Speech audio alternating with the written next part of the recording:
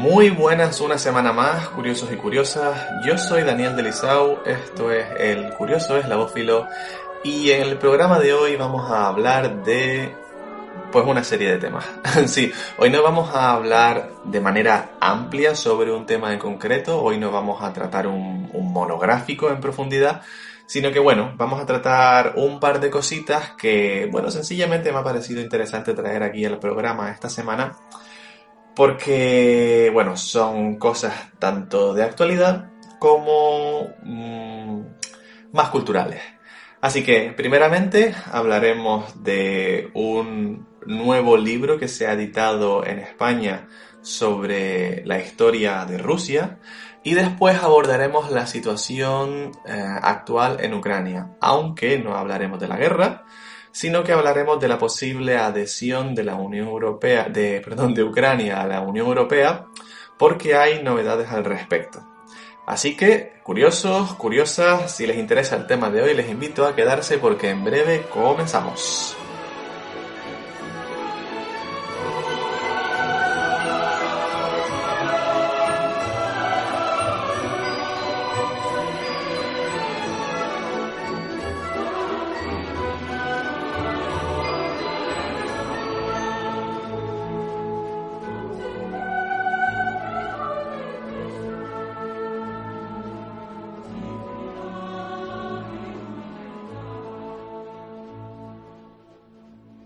Bueno, antes de comenzar a hablar sobre estos dos temas que quería traer con ustedes aquí al programa, me gustaría comentar una anécdota que me pasó, digamos, hace unos 3 días y, bueno, que me pareció súper fascinante.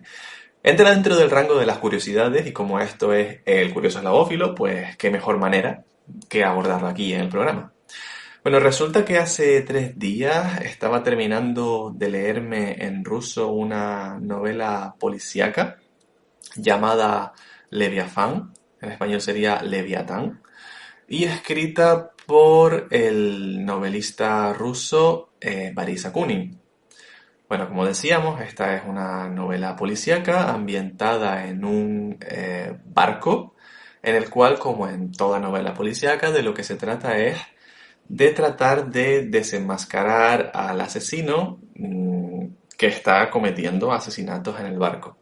Obviamente hay detrás una historia de por qué se están cometiendo estos asesinatos y cuál es la motivación, el móvil del asesino.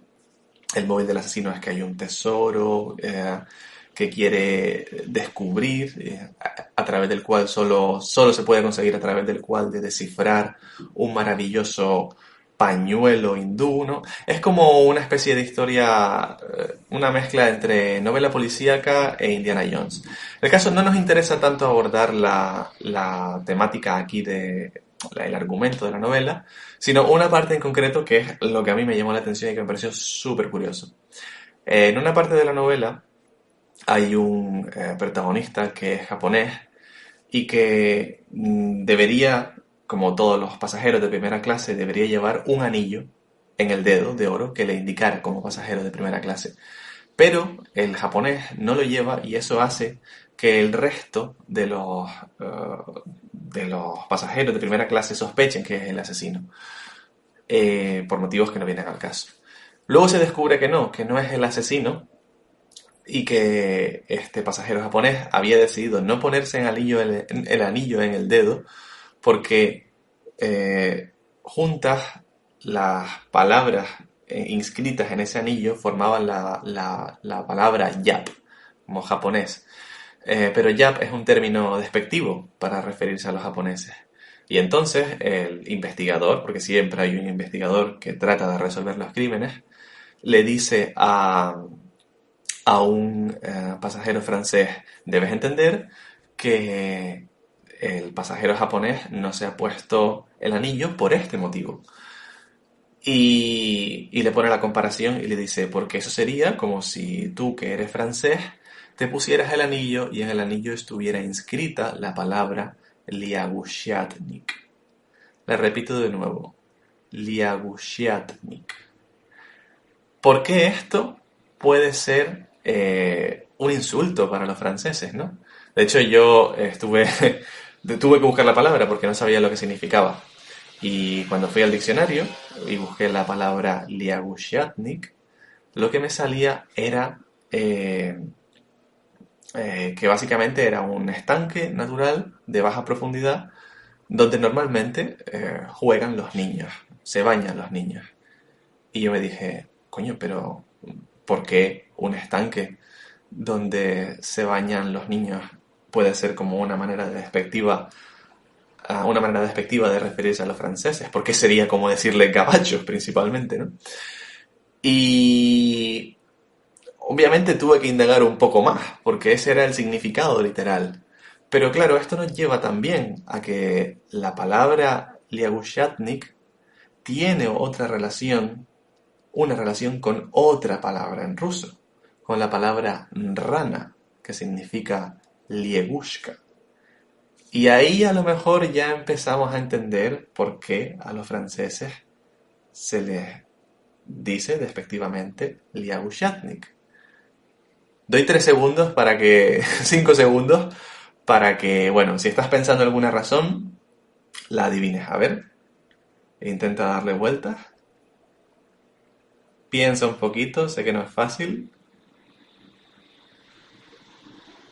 Bueno, pues si tanto si has acertado como no, la digo.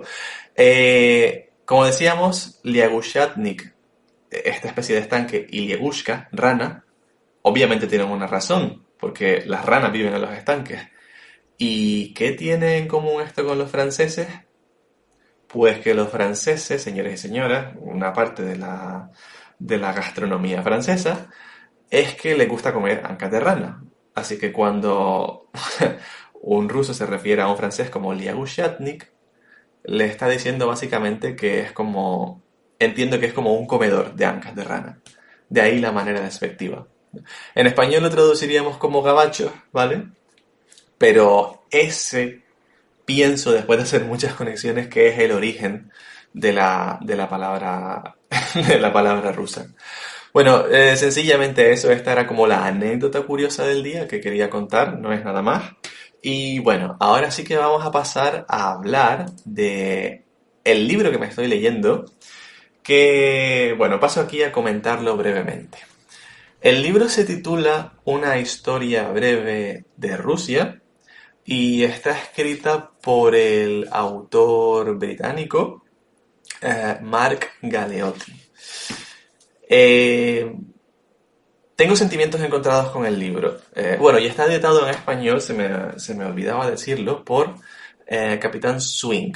Fue editado en español este año, en el 2022, aunque el libro es del 2020 y, bueno, se ha quedado entre comillas, muy entre comillas viejo, porque obviamente no aborda la pandemia en Rusia, ni tampoco, lamentablemente, la guerra en Ucrania, iniciada el 24 de febrero.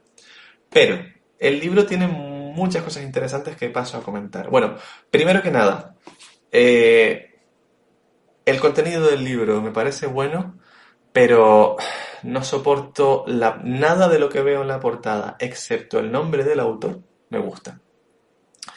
Porque, bueno, el libro intenta venderse, entiendo que esto lo hagan las editoriales, como una manera de intentar entender a la nación más compleja del mundo, de hecho ese es como el subtítulo que está abajo, pero lo hace de una manera en la que cae en los clichés más absolutos. La portada del libro es básicamente un oso rugiendo de manera muy agresiva, es decir, juntamos eh, el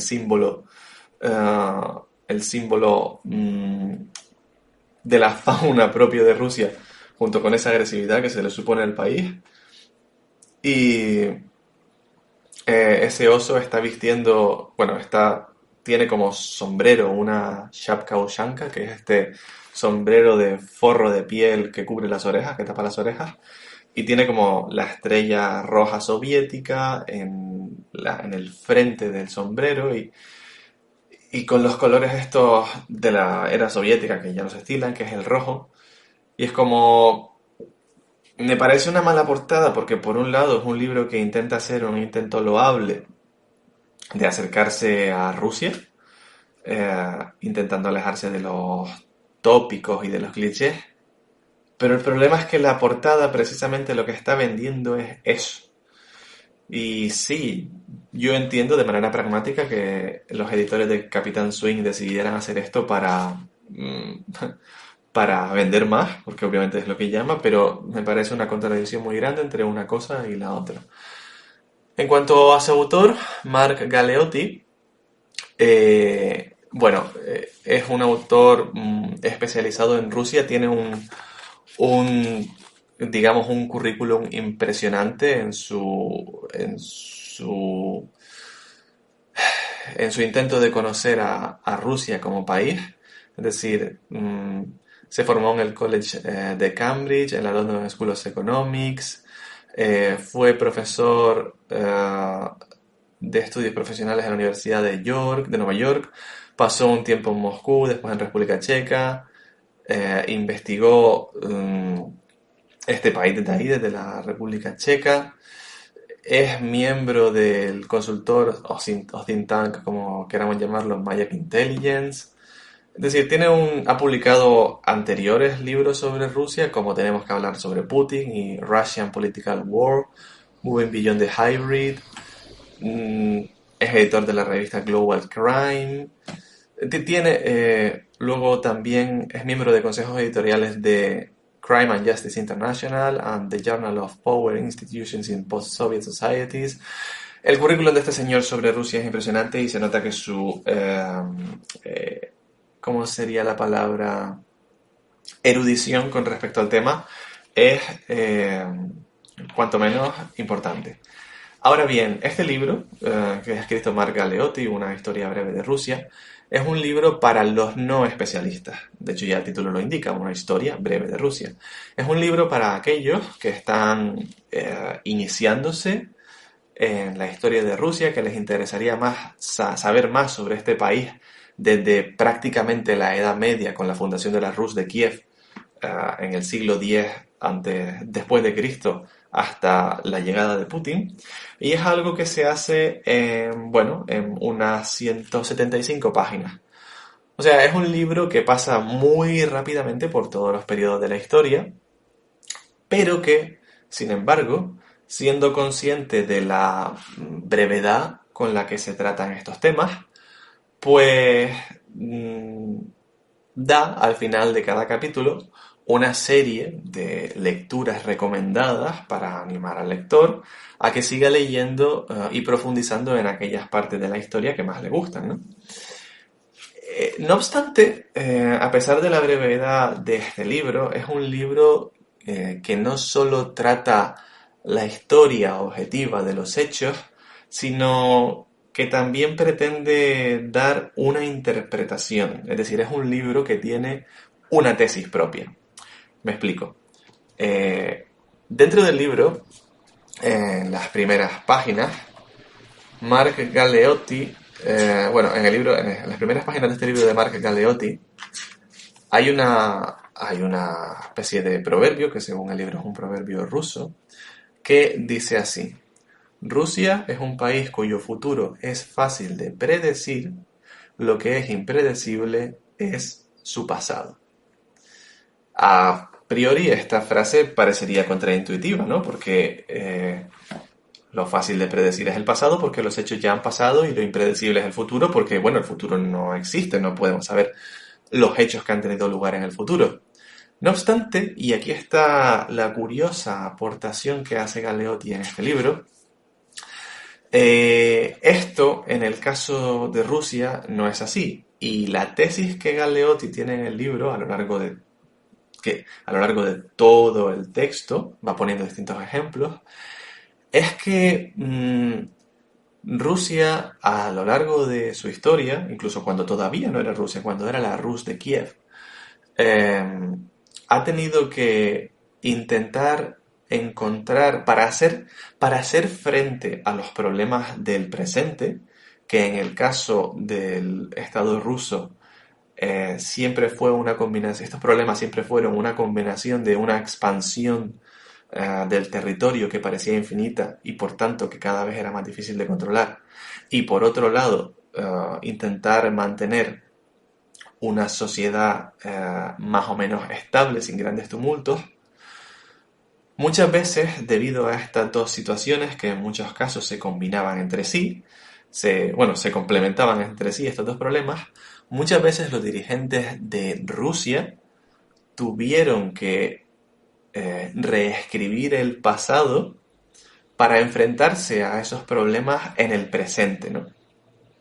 Es lo que llama Mark Galeotti en el principio del libro, en el prefacio, en la introducción, la sociedad palimpsesto.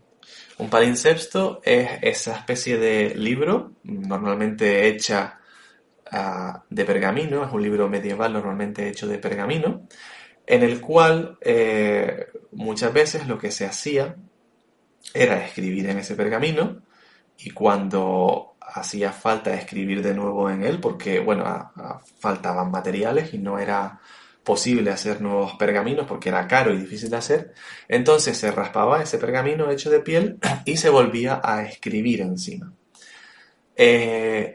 Mark Galeotti dice que Rusia es como ese palimpsesto, es como un país palimpsesto, en el que la historia se ha escrito una vez, se ha borrado, se ha escrito otra vez y se ha borrado, siempre para intentar amoldarse a la situación presente. Y puedo poner aquí dos ejemplos que se mencionan en el libro. Y bueno, por un lado tenemos, por ejemplo, el mito fundacional de Rusia, que bueno, que no se encuentra tanto en Rusia, sino en Ucrania. Todo comenzó con el mito fundacional de Rusia como nación. Comienza con la llegada de el vikingo Rurik en el siglo, si no me equivoco, en el siglo X antes de Cristo, después de Cristo. Tengo que mirarlo por aquí, a ver. Casi, en el siglo IX antes de Cristo.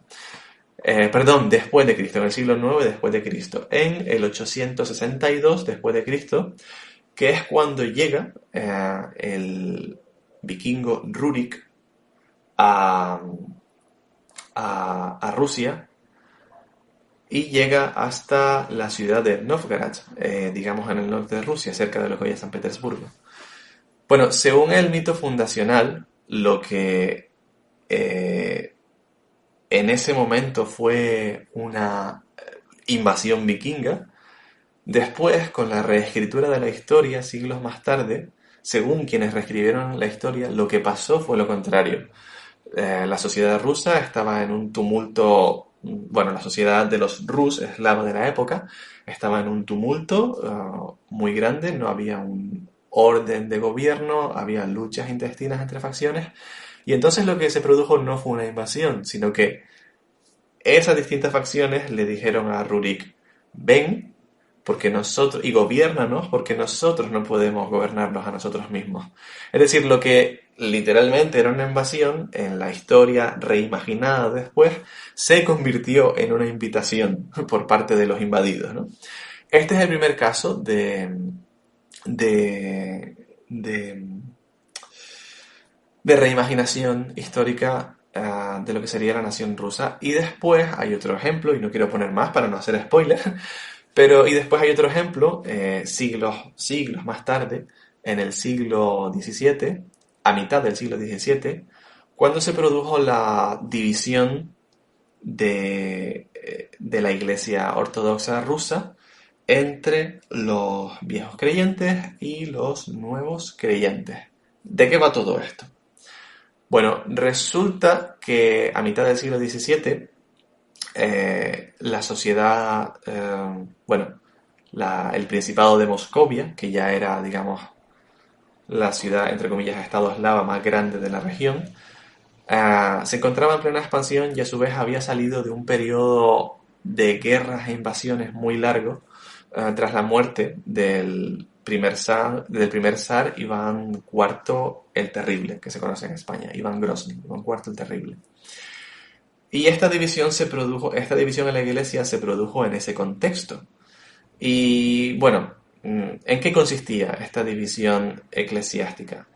Pues a mediados del siglo XVII, en 1654, si no me equivoco, El patriarca de la Iglesia Ortodoxa del Principado de Moscovia, Nikon, pues quiso introducir cambios en cómo se llevaban a cabo los ritos en la Iglesia Ortodoxa, porque consideraba que en el siglo XVII los ritos ortodoxos se habían desvirtuado de lo que habían sido al comienzo de la Iglesia Ortodoxa rusa, a lo mejor 4 o 5 siglos antes. No vamos a entrar ahora en los detalles de qué consistían estas diferencias en los ritos y estas luchas intestinas. Eso lo dejamos para otro programa.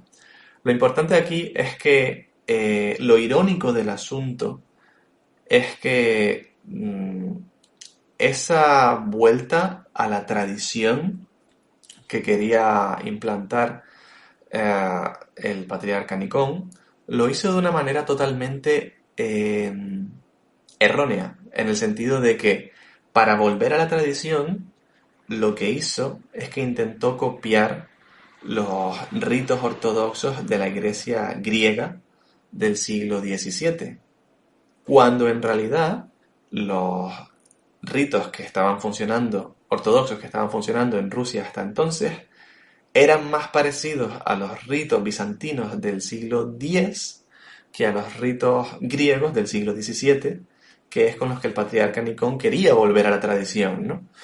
Y todo esto en este contexto de querer reimaginar el pasado para hacer frente a los problemas del presente, ¿no?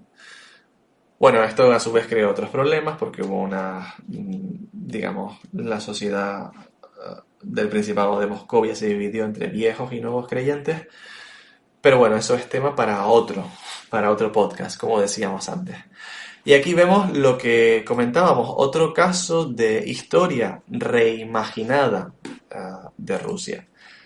Así que, volviendo de nuevo al tema del libro de Mark Galeotti, yo todavía no me lo he terminado, es un libro breve, 175 páginas. Me voy por la página 105, estoy llegando a las invasiones napoleónicas. Es un libro que puedo recomendar para todos aquellos que están interesados en introducirse de una manera concisa y breve en la historia de Rusia y que a su vez estén deseando saber un poco más del país. Porque de la historia del país. Porque tiene todas estas lecturas recomendadas al final del capítulo que hacen, muy, ¿cómo decirlo? Muy cómoda la idea de seguir indagando sobre la historia de Rusia. De hecho, hay algunos libros que recomienda Galeotti al final de cada capítulo que yo ya me he leído y que alguna vez haré un programa sobre mis libros favoritos sobre la historia de Rusia. Y también es un buen libro, si obviamos la terrible portada, que lo siento, es malísima, y también es un buen libro por esto de que, tiene una tesis propia que, tal y como está exponiendo Mark Galeotti, pues es verdad que resulta bastante convincente. Y de hecho es algo que hasta vemos hoy en día, ¿no? Incluso con la guerra en Ucrania lo vemos. Porque cuando comenzó la guerra en Ucrania, hubo como un intento de cambiar el poder en el país, intentando tomar Kiev lo antes posible al comienzo de la invasión. Cuando eso falló por las razones que ya todos conocemos, prácticamente se dio las autoridades rusas en un alarde increíble de negar la realidad. Dijeron que el primer objetivo de la invasión había sido conseguido, cuando en realidad el objetivo principal era llegar a Kiev y cambiar el gobierno a un gobierno más favorable a Rusia, a las autoridades rusas. O sea, incluso vemos que en el presente esta negación y esta tergiversación de la realidad es algo que se produce de manera constante en las autoridades rusas, como el hecho este de reinterpretar y jugar con la historia. Eso es algo que podemos ver prácticamente si prestamos atención en cualquier momento de la historia de Rusia. Y hablando de la guerra de Ucrania, esto nos lleva a la noticia que salió ayer de que Bruselas por fin ha aceptado la candidatura de Ucrania a entrar en la Unión Europea. Ojo, esto solo significa que Bruselas ha aceptado la candidatura, no que todos los miembros de la Unión Europea, que es algo que tiene que hacerse de manera unánime, hayan aceptado que Ucrania inicie los trámites necesarios para entrar en la Unión Europea.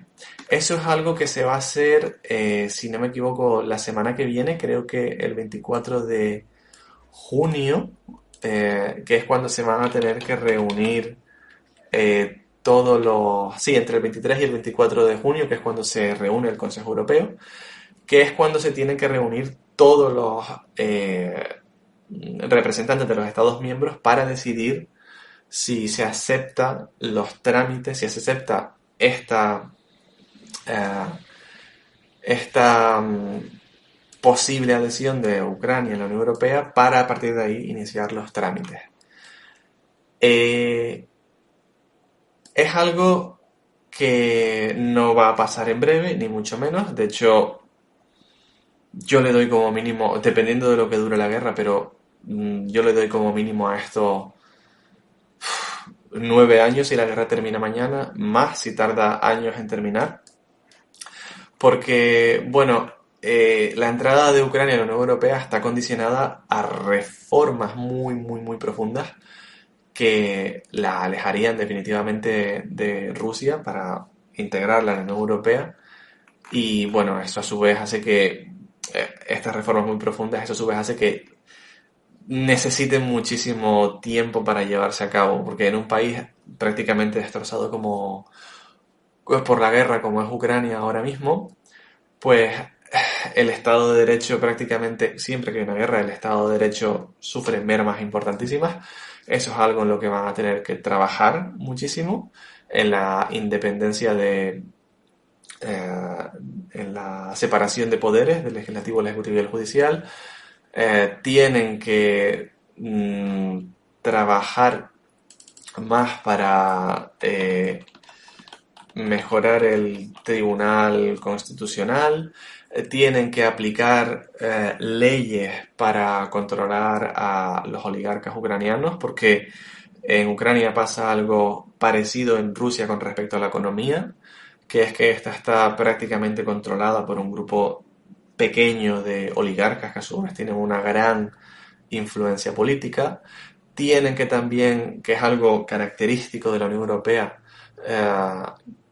tienen que también trabajar en garantías para respetar los derechos de las minorías. Aquí entiéndase minoría gitana, minorías LGTBI e incluso minorías de rusófonos, porque los hay, que se sienten más rusos que ucranianos, pero que viven en Ucrania.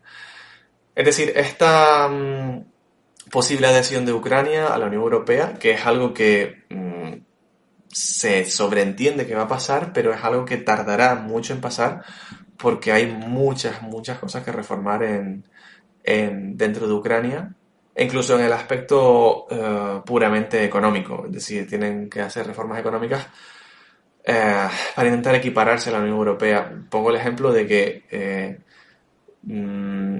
el Producto Interior Bruto per cápita de Ucrania es de $4.000 al año, cuando el Producto Interior per cápita del país más pobre de la Unión Europea, que es Bulgaria, es $8.000 al año. Es decir, estamos hablando que incluso en Ucrania el PIB per cápita es la mitad del país más pobre de la Unión Europea. Y trabajar en las reformas económicas pues, también es cuanto menos importante. Y a todo esto ha sido muy curiosa la reacción de Putin, que a su vez nos lleva al tema anterior, al de negar la realidad e intentar reescribir la historia. Porque a esta posible adhesión de Ucrania a la Unión Europea, Putin ha respondido que, bueno, que no es ningún problema porque la Unión Europea es un bloque económico y no un bloque militar. Y entonces aquí cabe preguntarse si no es un problema, ¿por qué, por qué en Ucrania en el 2014 pasó lo que pasó con la revolución del Euromaidán?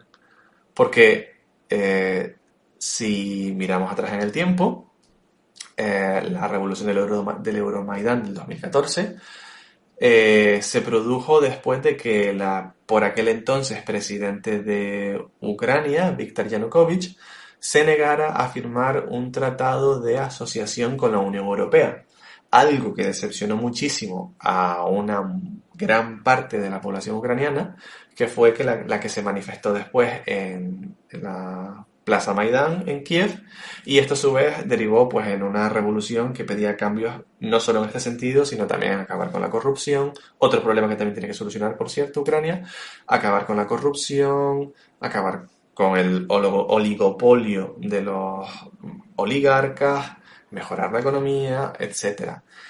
Y en esta revolución y en esta situación jugó un papel importante Rusia, porque Rusia presionó para que, bueno, Yanukovych no firmara ese tratado de asociación con la Unión Europea, y a su vez después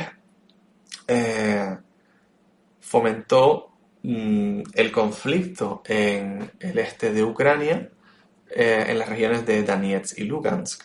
O sea, por un lado tenemos esto que pasó en 2014 con un claro apoyo de Rusia para intentar evitar que Ucrania se acercara a la Unión Europea, y ahora en el año 2022 tenemos a Putin diciendo que, bueno, que la entrada de Ucrania en la Unión Europea no es un problema porque es un bloque político y no un bloque militar, que es lo que le preocupa en realidad a Rusia.